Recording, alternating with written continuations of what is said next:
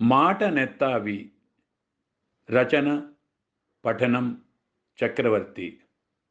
మ్రొక్కులను పెట్టి పాపాల మూటలందు పాపి సురలకు పాలిచ్చు భ్రాంతి నొందు లంచములు మృంగి నేరాలు రద్దు చేయ దైవము మనిషి కాడు ధర్మావనుండు.